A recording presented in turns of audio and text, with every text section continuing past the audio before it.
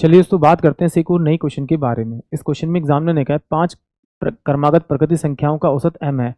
यदि अगली 3 प्रकृति संख्याओं को भी शामिल कर लिया जाए तो 8 संख्याओं का औसत m से कितना अधिक होगा, ये एग्जामिनर मुझसे पूछ रहा है। तो देखिए जब भी इस प्रकार का क्वेश्चन आता है तो एक लॉजिक समझते हैं, फिर इसको सॉल्व करते हैं। जैसे मुझे कंटिन्यूस संख्या दे रखी है, मैंने माना कि पहली संख्या 1 है, दूसरी 2 है और तीसरी मेरे पास में 3, और मुझे निकालना है इनका औसत। तो इनका औसत निकालना है, तो अगर मैं पहली और आखिरी दोनों को जोड़ूं तो मेरे पास में कितना आ रहा है, 4 आ रहा है। और अगर उसे 2 से भाग करूं तो मेरे पास में कितना आ रहा है, आपका 2 आ रहा है। 2 आ रहा है, ये इसका औसत आ रहा है।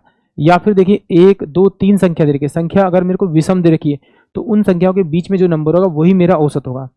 एक बार इसको डायरेक्ट जोड़ के देख लेते हैं। 5 3 और 2 5 5 और 1 6। 6 को अगर मैं 3 से डिवाइड करूँ, क्योंकि इन तीनों का सम कितना 6 आ रहा है, 6 को 3 से डिवाइड करूंगा तो मेरे पास में 2 ही आ रहा है, यानी कि औसत मुझे इसका कितना मिल रहा है, 3 मिल रहा है।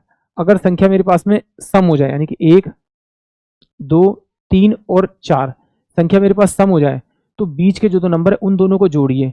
इन दोनों को जोड़ेंगे तो 5 और 2 से भाग कर दीजिए, तो ये आपके पास में कितना आएगा, 2.5, ये इसका औसत आ जाएगा। या फिर आप पहली और आखिरी को जोड़िए और 2 से भाग कीजिए तो यही आएगा।